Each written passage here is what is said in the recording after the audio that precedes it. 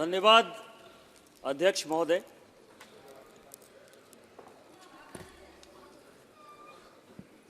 एक बिहारी का दोहा है सर कि सत सइये के दोहरे जो नावक के तीर देखन में छोटन लगे घाव करे गंभीर। केवल 59 पेज का ये व्हाइट पेपर है सर, केवल और केवल 59 पेज का ये व्हाइट पेपर। और इस व्हाइट पेपर में माननीय प्रधानमंत्री जी के नेतृत्व में जो वित्त मंत्री जी ने, उनको जाने दीजिए ना, आप सुनिए आराम से।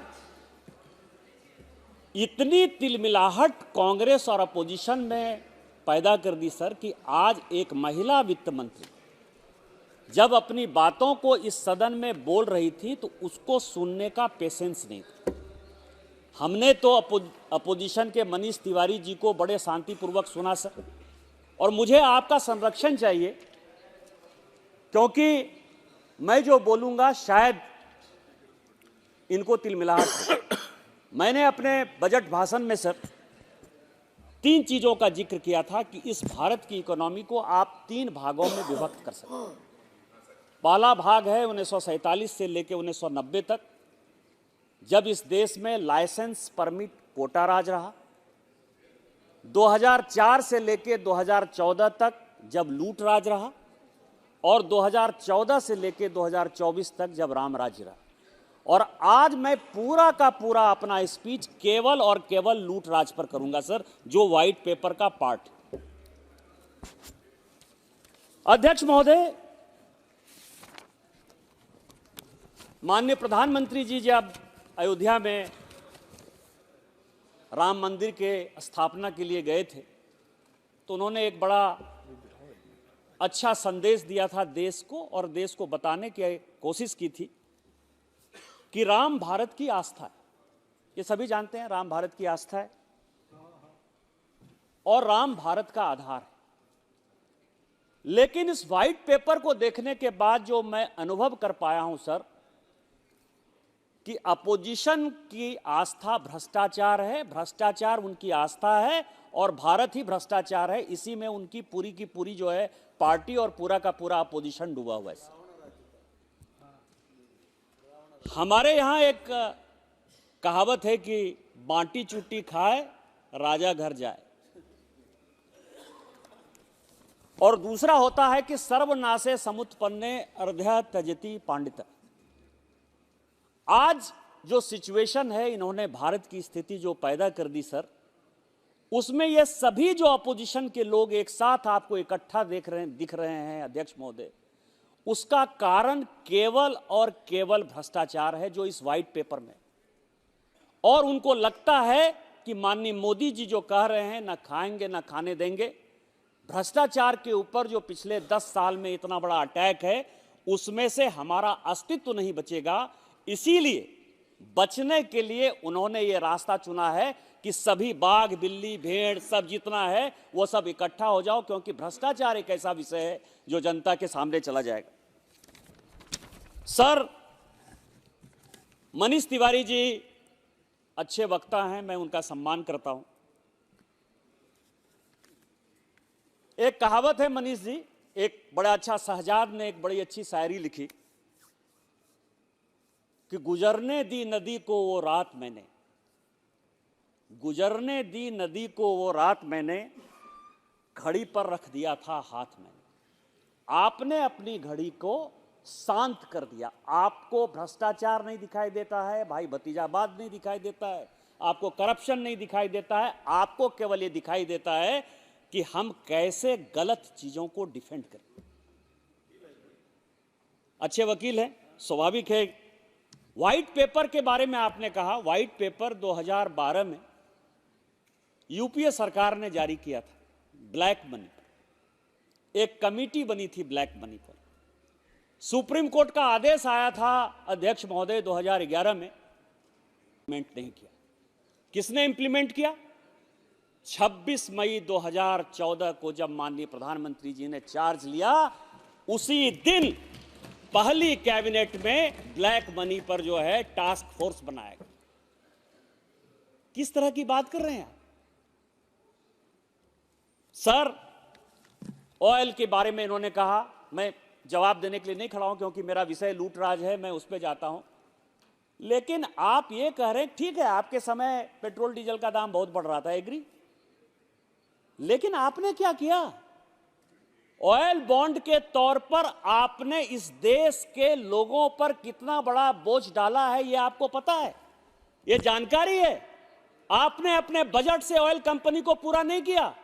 आपने ऑयल बॉन्ड सॉवरेन गारंटी के तौर पर दे दिया और उसको रिटर्न करने की जिम्मेवारी मोदी सरकार को दे दी, जो आज भी ऑयल बॉन्ड का पैसा दे रही है। 10 साल से 1 लाख करोड़ सर, 1,10,000 करोड़ का जो है ये ऑयल बॉन्ड उन्होंने जो है अपनी पीढ़ी को ऊपर छोड़ दिया।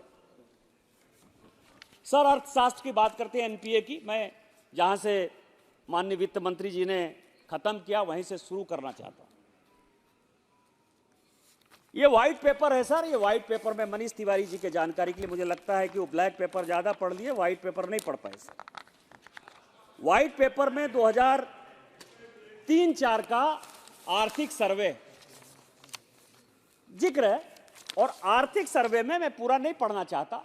आर्थिक सर्वे में आप ही के वित्त मंत्री जब ये पेपर ले कर रहे हैं, उसमें वो कह रहे हैं कि हम आभारी हैं पुरानी सरकार को, वाजपेयी सरकार के हम आभारी हैं, जिन्होंने की इतनी अच्छी अर्थव्यवस्था मुझे छोड़ी है, जिसके आधार पर कि हम गरीब कल्याण के कई एक काम कर सकते हैं। यह उनका व्हाइट पेपर है सर।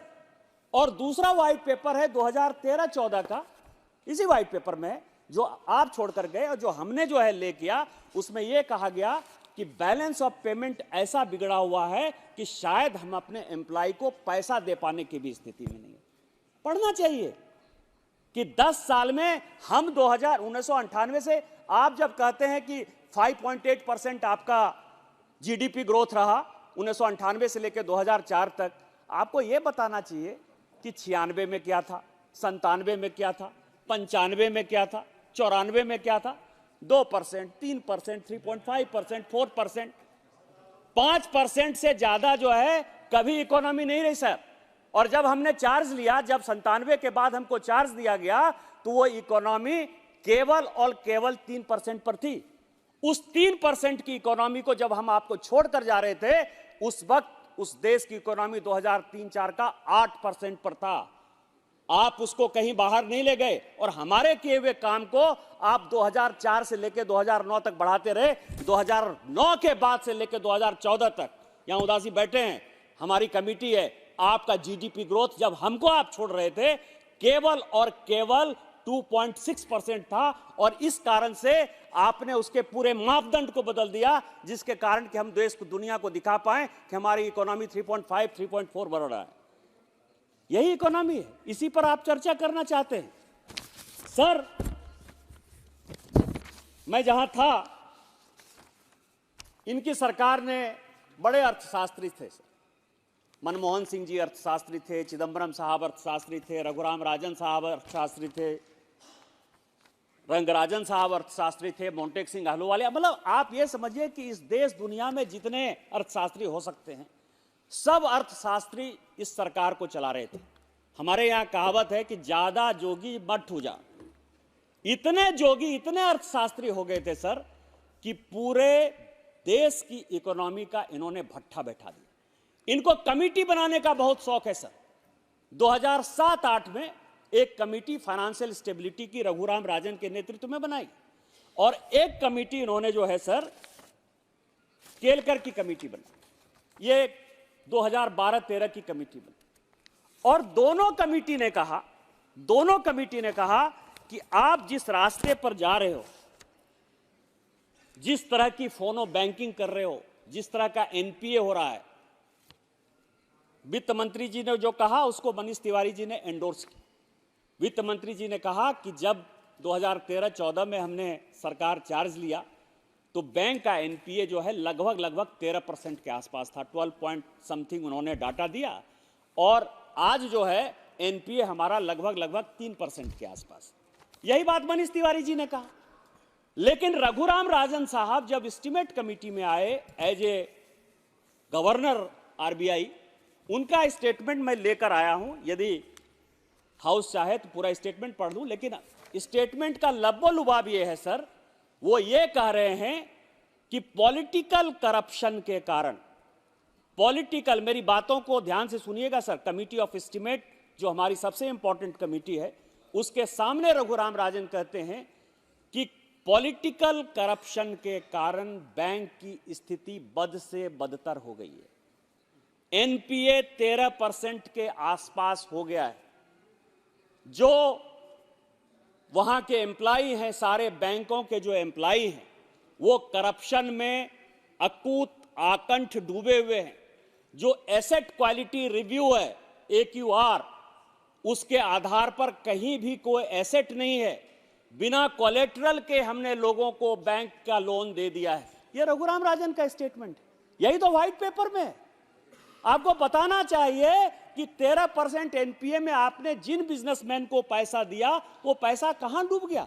आज आप कह रहे हैं कि आईबीसी से पूरा नहीं हो रहा है, आईबीसी करप्शन और लूट के लिए आपने बना दिया। हम तो कुछ पैसा लेकर आ रहे हैं।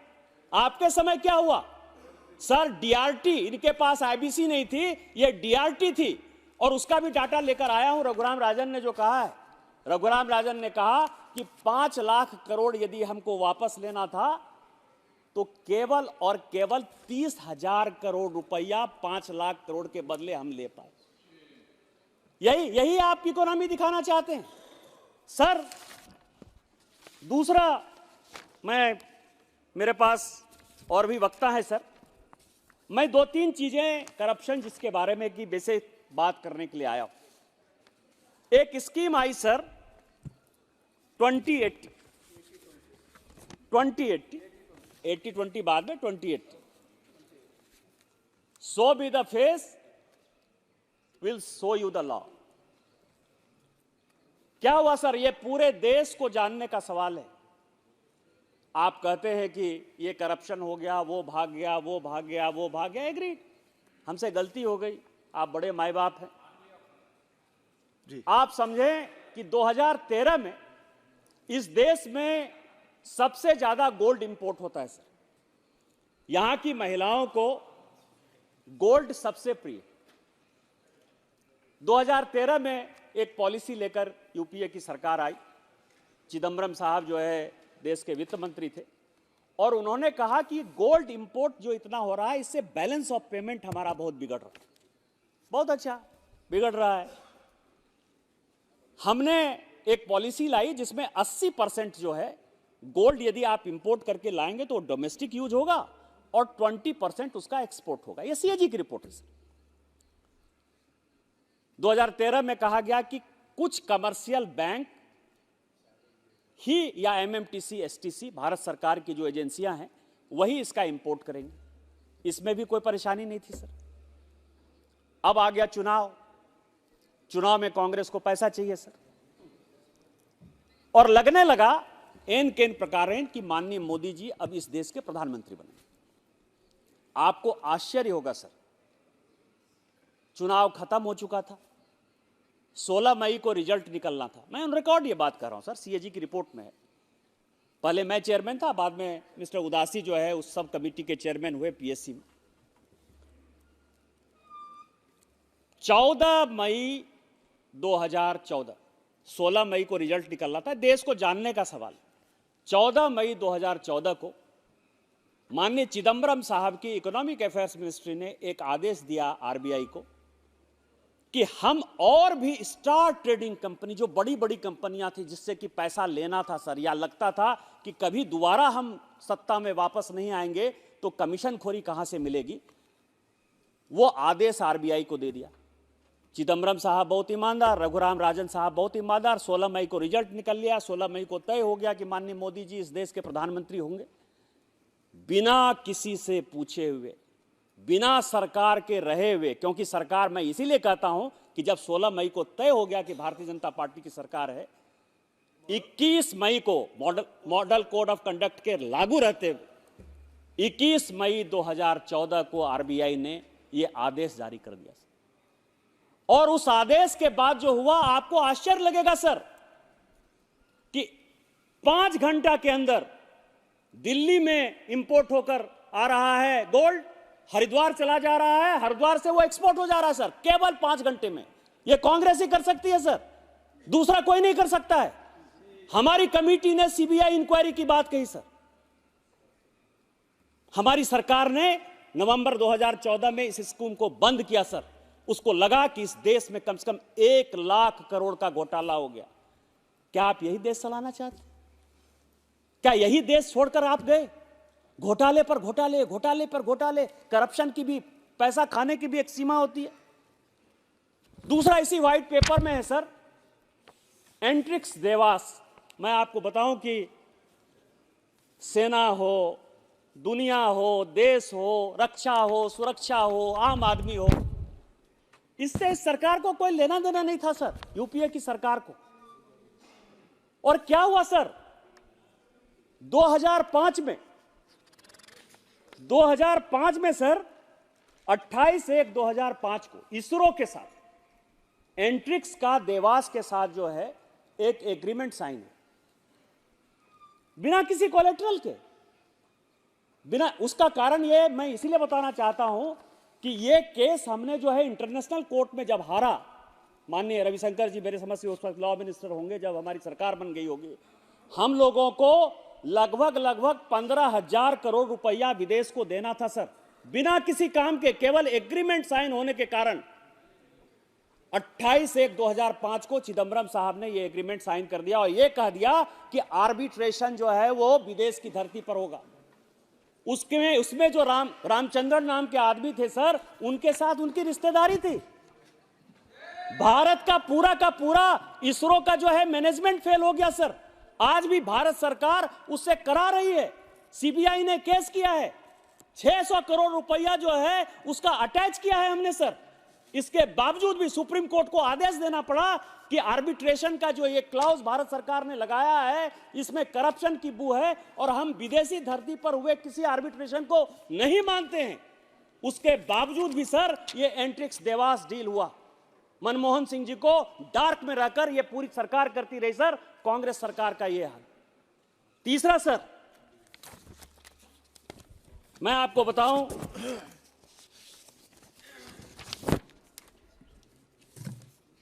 इस देश में सर पिलाटस डील, इसमें जिक्र है सर अगस्ता वेस्टलैंड और पिलाटस।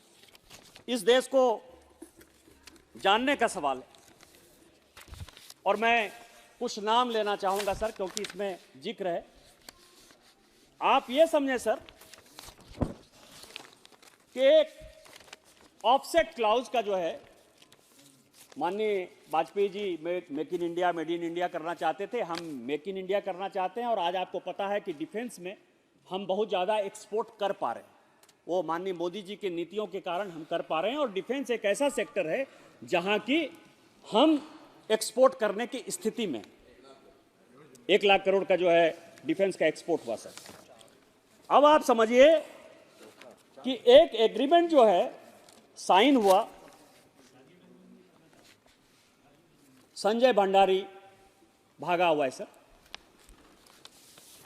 और उसने एग्रीमेंट साइन किया कि पिलाटस का जो है उसको ऑफसेट क्लॉज मिलेगा। एक कंपनी उसने बनाई, वो कंपनी काम नहीं की, लेकिन जो उसका अकाउंट नंबर है सर, उसमें 2012 में 13 जून को 2012 को उसका अकाउंट नंबर है, दुबई का अकाउंट नंबर है सर 102-149-765-7901। ये संजय भंडारी के कंपनी का अकाउंट। इस अकाउंट में पैसे जो है जमा हुए लगभग 400 करोड़ के आसपास। जैसा ही ये पैसा जमा हुआ सर, ये 13 जून को, नहीं बता रहा हूं सर, मैंने कहा कि डिफेंस डीलर है, मैं आगे जाऊंगा ना, मतलब थोड़ा सा धीरे धीरे। 13 जून को ये पैसा ट्रांसफर हुआ सर, मैं ऑन रिकॉर्ड कर रहा हूं, जितने भी पेपर कोई मांगना चाहेगा सारे पेपर मेरे पास। ओके। इसके बाद सर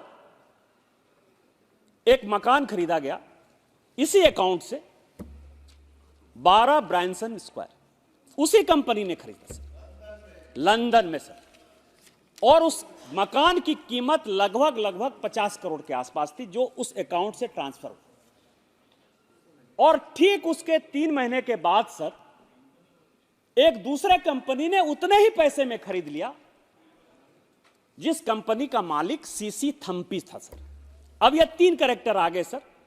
एक संजय भंडारी जी हैं जो आर्म्स डीलर हैं, जो पिलाटस के जो है ऑफसेट पार्टनर हैं। दूसरा 12 ब्रांसन स्क्वायर है जो कि लंदन में मकान खरीदा गया सर। और तीसरे सीसी थम्पी आ गए सर।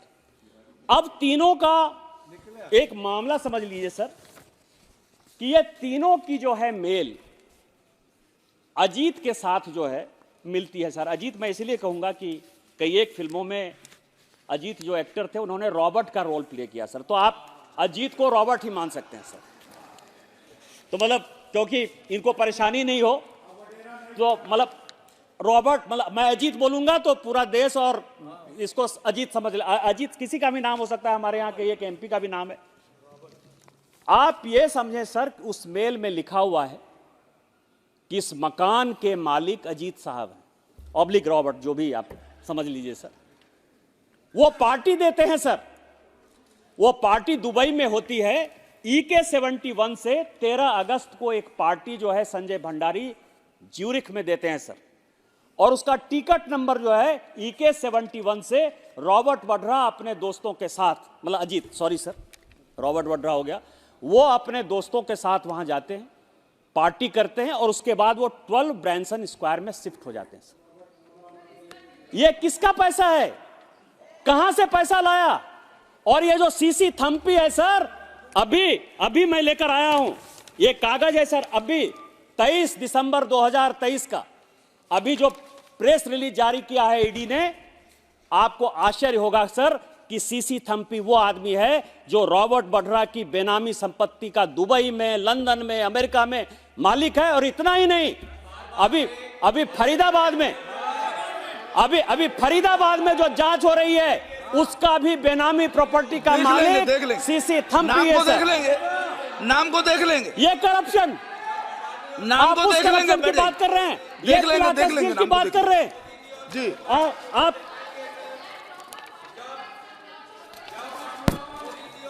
आप ये समझिए। और इसमें मैं आपको बताऊं, मैं जानता था कि यही बोलेंगे सर। मैं ये पेपर लेकर आया हूं। अजीत साहब ऑब्लिक रॉबर्ट, समझ लीजिए सर। अजीत से ही काम चलाइए। अजीत साहब जी। अजीत साहब चलिए कोई जी। रॉबर्ट बोलते हैं सर, वड्रा नहीं बोलते हैं ना। रॉबर्ट तो कोई भी हो सकता है, रॉबर्ट तो कोई भी हो सकता है।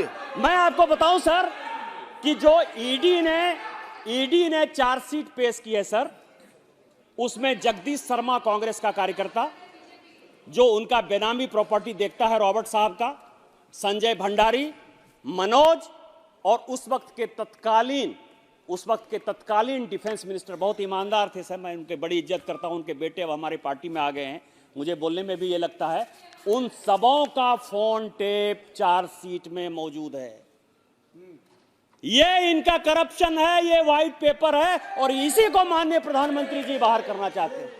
क्या यही करप्शन है? पूरा डिफेंस डील आपने कर लिया। आज मेक इन इंडिया में अभी सतपाल जी ने कहा कि 1 लाख करोड़ से ऊपर जो है, जो इसमें कहा गया है कि हमने मेक इन इंडिया में क्या किया, आपने क्या किया? ऑफसेट क्लॉज के नाम पर। और यही कारण है कि आपको कभी राफेल दिखाई देता है, कभी HAL दिखाई देता है। आपने कहा कि HAL डूब जाएगा। आज HAL most profit making company है, इसी बेंगलोर की कंपनी है। आपको प्रधानमंत्री जी के ऊपर भरोसा होना चाहिए। आपकी तरफ करप्ट शासन नहीं चल रहा है। आपने पूरे डिफेंस को जो है दलालों के हाथ में डाल दिया। मैं और दलालों का नाम नहीं बोलना चाहता।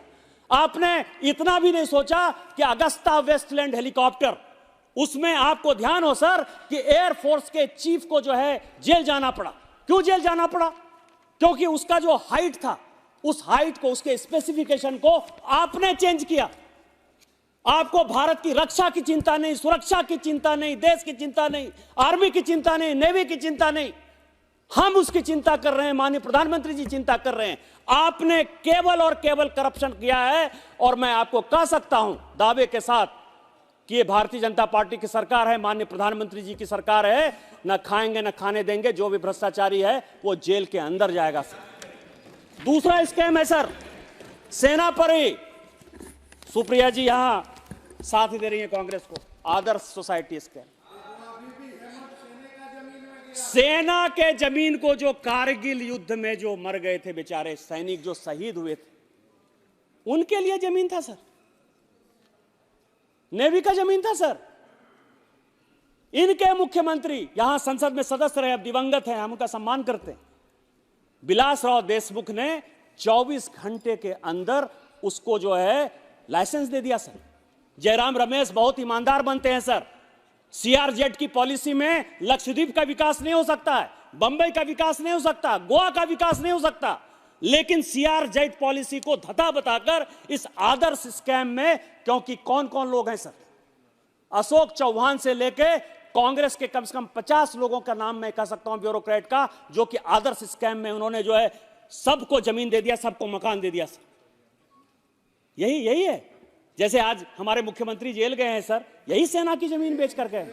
इनका मैंने कहा ना कि ये सभी जो है कि आपदा जब आती है, सर्वनाशे समुत्पन्ने अर्धे त्यजति पांडता, तो चूंकि भ्रष्टाचार में इनको सबको लगता है कि सब जेल चले जाएंगे, तो उसके आधार पर इन्होंने क्या किया है सर कि बचो बचो बचो, और बचने के लिए क्या करें, मोदी का विरोध करो, मोदी का विरोध करो, मोदी का विरोध करो।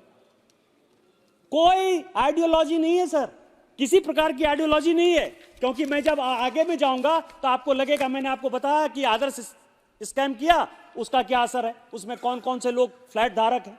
उसी तरह से मैंने आपको कहा कि हेमंत सोरेन जी क्यों जेल हैं, वो सेना की जमीन बेचकर ही है। इसके आगे देखिए सर, इसके आगे आईएनएक्स मीडिया केस है। इस देश में हर्षवर्धन जी से लेकर रविशंकर प्रसाद जी हैं, हमारे मंत्री भी बैठे हुए हैं, स्मृति जी बैठी हुई हैं। सबको भारत सरकार में एक अधिकार कि सेक्रेटरी इतने तक का प्रोजेक्ट पास कर सकता है, मंत्री इतने तक का प्रोजेक्ट पास कर सकता है, और कैबिनेट इतने तक का प्रोजेक्ट पास कर सकता है। सबको अधिकार है, सबको डिस्क्रिप्शन है, और उसके आधार पर भारत सरकार बड़ी ट्रांसपेरेंट तरीके से काम करती है। ये आईएनएक्स मीडिया है सर, इसमें एफआईबीपी बोर्ड माननीय चिदंबरम साहब देख रहे थे, उनका अधिकार था कि वो 300 करोड़ से ऊपर जो है कोई भी प्रपोजल को पास नहीं कर सकते। ये प्रपोजल आया लगभग सर 800 करोड़, 800 करोड़ का फॉरेन इन्वेस्टमेंट आने के लिए एफआईबीबी बोर्ड में गया। कायदे से जब ये गया तो कैबिनेट में जाना चाहिए था सर, लेकिन मनमोहन सिंह जी की सरकार जो है, वो मनमोहन सिंह जी तो चला नहीं रहे थे। अभी खुद ही कहा मनीष तिवारी जी ने अपने भाषण में कि सोनिया गांधी जी चला रही थी। हम तो नहीं कह सकते सर, इस देश में माननीय अटल बिहारी वाजपेयी जी जब देश के प्रधानमंत्री थे तो अटल जी चलाते थे, आज माननीय मोदी जी हैं तो मोदी जी अकेले चलाते हैं। उन्होंने दोनों का नाम बोला था, केवल एक का नाम नहीं। मैं ये करो, वही मैं भी वही बात कर रहा हूं सर कि मनमोहन सिंह जी चला रहे थे और सोनिया जी चला रही थी। मैं उन्हीं की बात कर रहा हूं सर। मैं कोई नई बात ले। आप ये बताइए कि जिस पार्टी ने कि इस निशान में 2 निशान, 2 विधान, 2 प्रधान नहीं हो सकते सर, इस देश में 2 प्रधानमंत्री कैसे हो सकते हैं, देश कैसे चल सकता है। गौरव गोगोई जी ने तो बड़ी अच्छी बात कर दी सर कि मनमोहन सिंह जी भी चला रहे थे, सोनिया जी भी चला रहे थे। वो जिम्मेदारी केवल एक पर नहीं डालना चाहते। और चूंकि मंत्री बनाने का अधिकार, मुझे लगता है मंत्री बनाने का अधिकार मनमोहन सिंह जी को नहीं था, तो उनके मंत्रालय में जो है कोई उनकी बात मानते नहीं होंगे सर। इस कारण से कैबिनेट जाने की आवश्यकता ही नहीं थी। और पीटर मुखर्जी का स्टेटमेंट है सर, इस सदन के सदस्य हैं, मैं नाम नहीं लेना चाहता, मेरा एक उसूल है सर कि मैं अपने सदन के सदस्यों का नाम नहीं लेता। आज वो फंसे हुए सर, और इसमें कहा गया कि कम से कम 200 करोड़ का रिश्वत लिया गया। ये ईडी की चार्जशीट कर रही है सर, रोज जो है वो सम्मान करके बुलाए जा रहे हैं सर। कितना पैसा खाओगे, कितने चीजों में पैसा खाओगे, देश के बारे में भी तो कभी सोचो यार। तीसरा केस है, चौथा केस है सर एयरसेल मैक्सिस, सब इसमें लिखा हुआ है सर एयरसेल मैक्सिस। अब आप समझें एयरसेल मैक्सिस, यहां नहीं है हमारे डीएमके के सदस्य, नाम नहीं लूंगा, मंत्री थे, टेलीकॉम के मंत्री थे सर। आप ये समझें कि उन्होंने, और मैं ये बात इसीलिए बड़ी गंभीरता से कह सकता हूं कि हमारे कई एक मित्र थे जो एयरसेल को खरीदना चाहते थे, जब भी फाइल जाती थी एयरसेल के लिए एक अच्छे डील के साथ, वो फाइल मंत्री जी, क्योंकि उसका एक टाइम लिमिटेशन होता है कि जब आप किसी एग्रीमेंट करोगे किसी कंपनी के साथ तो है कि 10 दिन में उसको खत्म करना है, क्लोज कर देना है, 20 दिन में कर देना है। 3 महीने का हमेशा समय मिलता रहा। हचिसन भी जो है इसको खरीदना चाहता था। हचिसन 6 महीने तक मंत्री जी के इर्द गिर्द घूमता रहा, उन्होंने कोई समय नहीं दिया। उन्होंने कहा कि नहीं, बेचने की आवश्यकता नहीं। जब मैक्सिस आया सर, तो मैक्सिस लेके खुद मंत्री जी आए।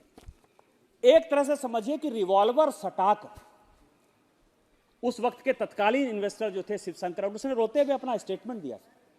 रिवॉल्वर सटा के कहा गया कि तुमको इसी के साथ डील करना है, नहीं तो किसी और के साथ डील करोगे तो मैं उसको कदापि नहीं होने दूंगा। और इसमें लगभग सर 3,565 करोड़ का डील हुआ। और जो ईडी की चार्जशीट है वो ये कह रही है सर कि लगभग 742.58 करोड़ मारन परिवार को गया। क्यों नहीं सपोर्ट करेंगे सर? मैं केवल चार्जशीट पढ़ रहा हूं सर, मैं कोई अपनी बात नहीं कर रहा हूं। नहीं, जो चार्जशीट है और इनके एसेट जो है सर, और इनके एसेट जो है वो ED you want to challenge it and if यदि वो उसको ऑथेंटिकेट करेंगे तो माना जाए। मैं टेबल करने को तैयार हूं। इनके एसेट चेक किए। आप कह रही हो क्यों नहीं? आप ये समझिए कि मैंने तो अभी कांग्रेस के बारे में कहा सर, मैंने रॉबर्ट के बारे में कहा, मैंने चिदम्बरम साहब के बारे में कहा, मैंने विलासराव देशमुख से लेके अशोक चौहान की बात कही। अब ये इनके सहयोगी हैं सर। इसी कारण से इनको लगता है कि यदि बाटी चुटी खाए राजा घर जाए, यदि मिलजुल कर रहेंगे और हमको बहुत पैसा मिलेगा तो क्यों नहीं होंगे। क्योंकि इस तरफ यदि आ गए तो ना खाएंगे ना खाने दे के थ्योरी में जो है, यदि खाते हुए पकड़े जाएंगे तो जेल चले जाएंगे। इसी कारण से जो है एक चोरों का गिरोह बन गया है सर इंडी गठबंधन, यही आप कह सकते हैं। इसके बाद सर देख लेंगे, इसके बाद सर किसी शब्द को देख लेंगे आप। एक स्कैम की जी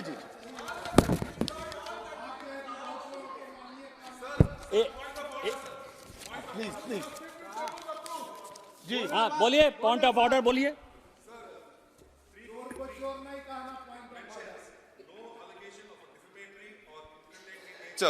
Shall be made by a member against any person unless the member has given adequate advance notice to the speaker and also to the minister concerned, so that the minister may be able to make an investigation into the matter for the purpose of a reply. Provided that the speaker may at any time prohibit any member from making any such allegation if the speaker is of opinion that allegation is derogatory to the dignity of the House or that no public interest is served by making such allegation. Sir, the member is not here whom he is alluding to. He is not here. And has he given you notice about bringing in a member who is not here, where he is going to make derogatory allegations? The matter is sub judice where it is in the Supreme Court. And you are permitting this is somewhere you should be protecting a member. Especially he is ready to authenticate the paper. No. He is just quoting something and he is ready to authenticate that also. No. please carry on. Honorable member, you just please. Okay. Sir. He is reading. He is ready to authenticate that. He is ready to authenticate that. No. Please. Sir, सभापति महोदय, Robert तो इस देश में बहुत लोगों का नाम हो सकता है ना, उनको क्यों लड़ाई हो रही है, उनको क्यों झगड़ा परेशानी हो रही है सर? उसी तरह से मारन परिवार, मैंने कहा सर, ये तो खुद ही अपने आप को एक्सपोज कर रहे हैं। मैंने तो दयानिधि मारन जी के बारे में नहीं कहा। मारन तो कोई भी हो सकता है, किसी का टाइटल हो सकता है। मुझे अपनी मर्यादा पता है सर, 15 साल हो गया संसद में बोलते हुए, तो मुझे पता है कि मुझे कितना बोलना है। ये तो कलानिधि जो है, उनका भी नाम आप पूछे, उनका नाम क्या है सर? मैं आपको बताऊं कि वो खुद ही अपने जन से जानिए पराये दिल का हाल। हमारे यहाँ एक कहावत है, के चोर तो टेकना चोर। किसी के बारे में कहिए तो चोर को लगता है कि मेरे बारे में बोल रहे हैं। मैं तो मारन परिवार के बारे में बोला, रॉबर्ट के बारे में बोला।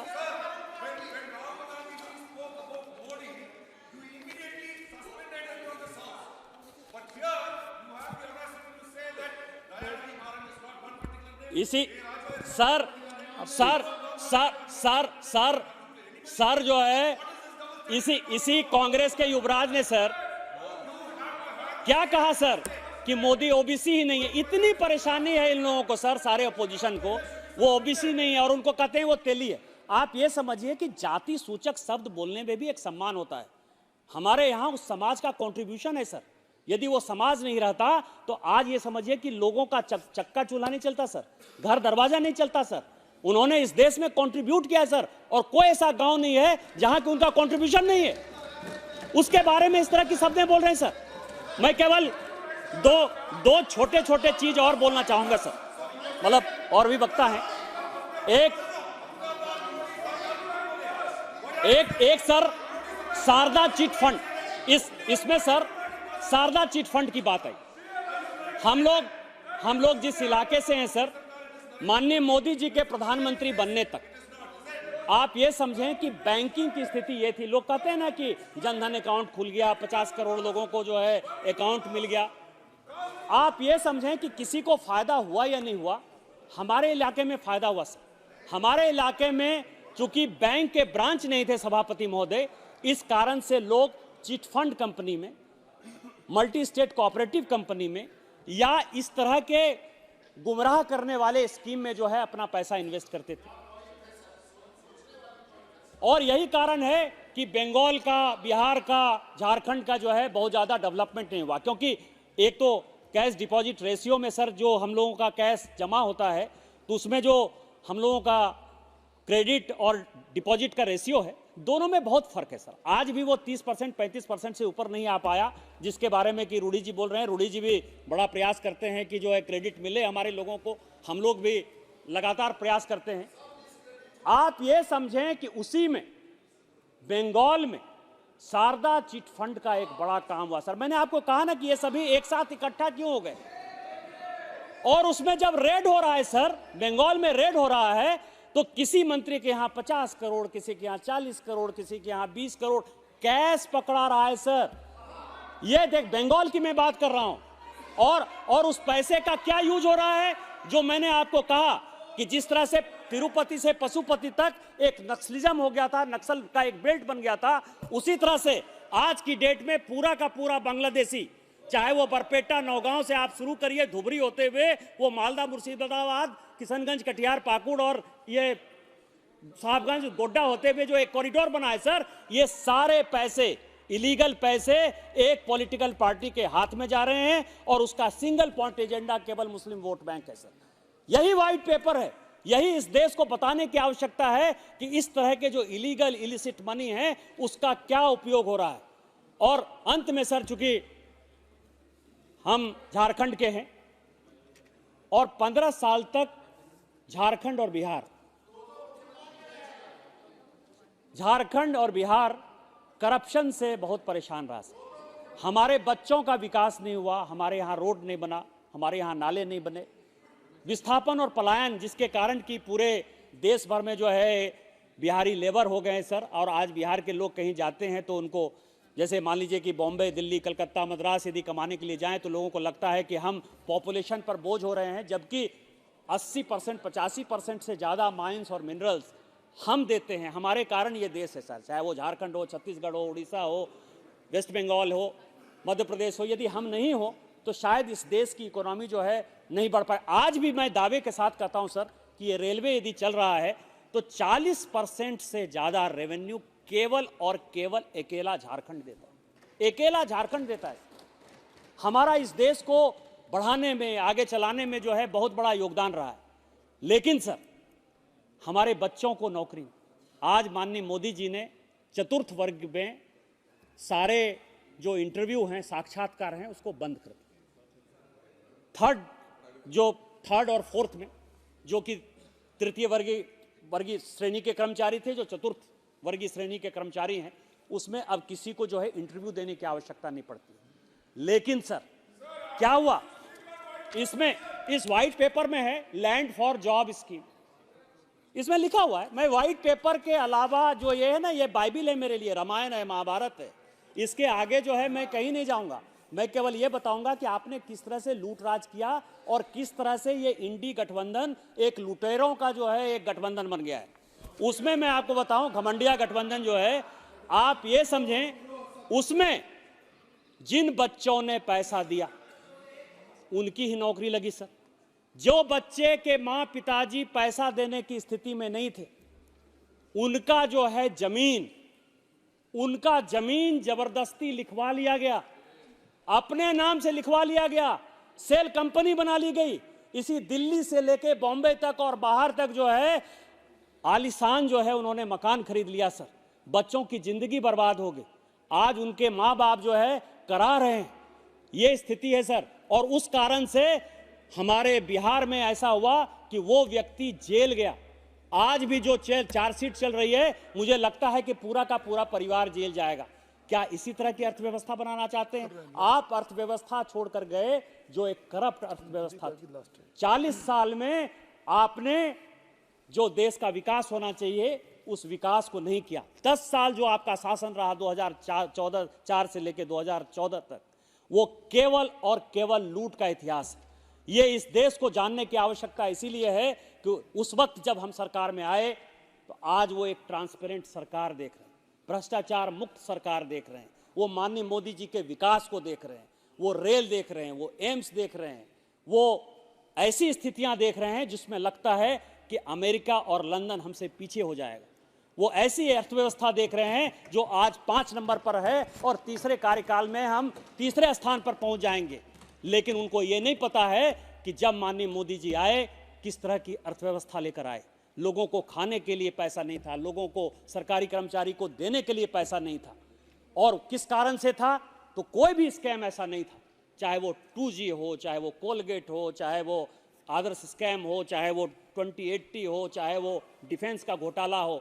सारे स्कैम को यदि मिला लीजिए तो 2004 से लेके 2014 तक इस सरकार ने बैंक के स्कैम से लेके सारे तक लगभग 60 लाख करोड़ का स्कैम किया था। ये सारे पैसे ब्लैक मनी के तौर पर स्विट्जरलैंड से लेके टैक्स हेवन तक में जो है जमा है सर। जो पनामा पेपर से लेके पेंडोरा पेपर तक आ रहा है, वो ये बता रहा है कि 2004 से लेके 14 तक किस तरह की अर्थव्यवस्था को हमने जन्म दिया है। इसीलिए ये सब जानने की आवश्यकता थी। हम शुक्रगुजार हैं कि माननीय प्रधानमंत्री जी ने इस पर चर्चा कराकर इस देश को बताने का प्रयास किया कि हम बहुत ही सलीके से इस देश को बचा के लाए हैं, राम राज्य स्थापित करने आए हैं, राम 1000 साल के बाद आए हैं। हम माननीय प्रधानमंत्री जी के प्रति शुक्रगुजार हैं कि हम भारतीय जनता पार्टी के कार्यकर्ता हैं।